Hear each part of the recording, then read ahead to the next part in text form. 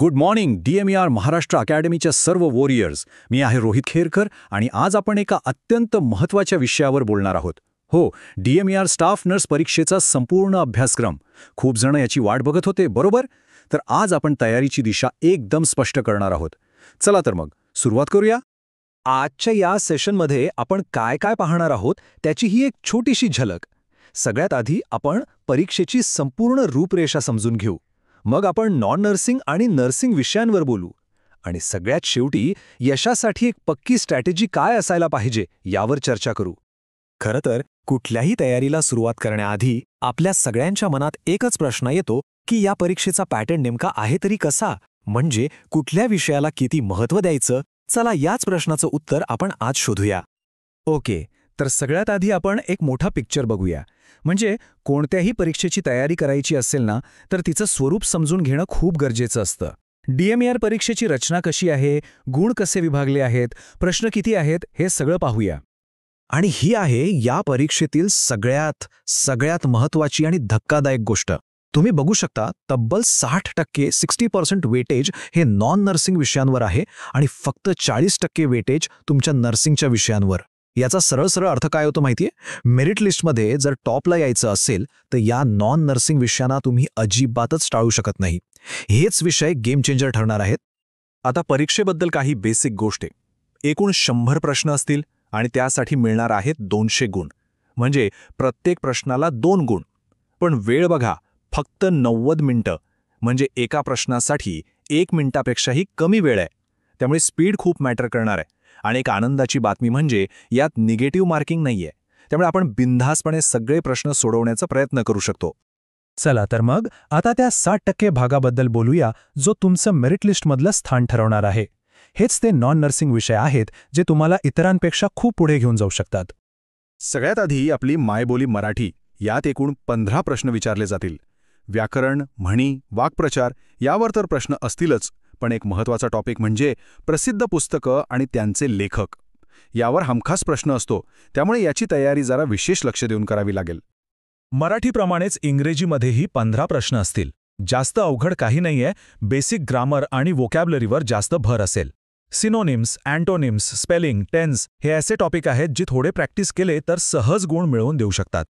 आता येतो general knowledge, ज्याचा आवाका खरंच खूप मोठा आहे. यात करंट अफेअर्स, इतिहास, भूगोल, राज्यघटना सगळं काही आहे. पण इथे 2 गोष्टींवर विशेष लक्ष द्या. माहितीचा अधिकार अधिनियम 2005 आणि महाराष्ट्र लोकसेवा हक्क अधिनियम 2015. हे 2 कायदे अभ्यासक्रमात मुद्दाम नमूद केले आहेत, म्हणजे यावर प्रश्न येण्याची शक्यता खूप जास्त आहे. पुढचा विषय आहे तर्कक्षमता, म्हणजे लॉजिकल एबिलिटी.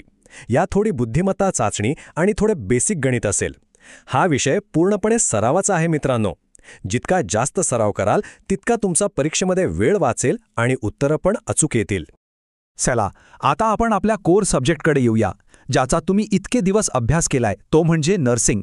यावर परीक्षेचा 40% भाग अवलंबून आहे. हा आपल्या ज्ञानाचा पाया आहे. नर्सिंगचा अभ्यासक्रम खूप मोठा आहे, म्हणून आपण त्याला 2 भागांमध्ये बघूया.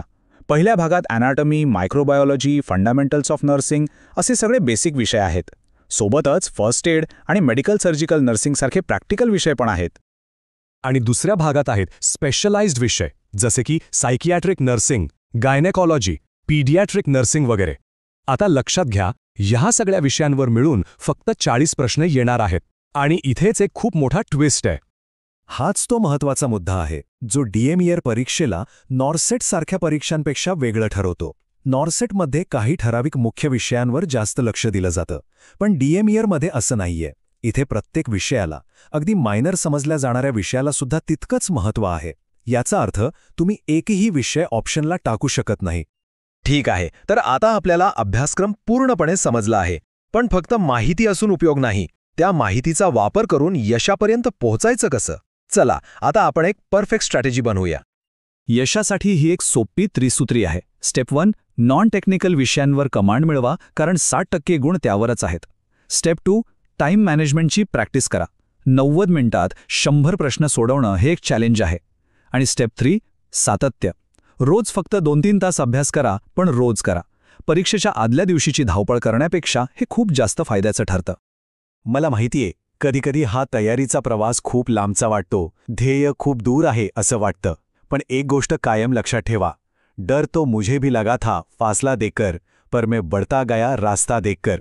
सुरुवातीला भीती वाटतेच, पण जेव्हा तुम्ही चालायला लागता, एक एक पाऊल पुढे टाकता, तेव्हा रस्ता आपोआप सोपा वाटायला लागतो. फक्त चालत रहा. तर मग आता अभ्यासक्रम तुमच्या समोर आहे, स्ट्रॅटेजी पण स्पष्ट आहे. आता एक प्रश्न स्वतःला विचारा. तुमच्या तयारीची सुरुवात नक्की कुठून होणार आहे? नॉन टेक्निकल विषयांना आधी घेणार की नर्सिंगचं रिव्हिजन करणार? उत्तर काहीही असो, पण सुरुवात आत्तापासूनच करा.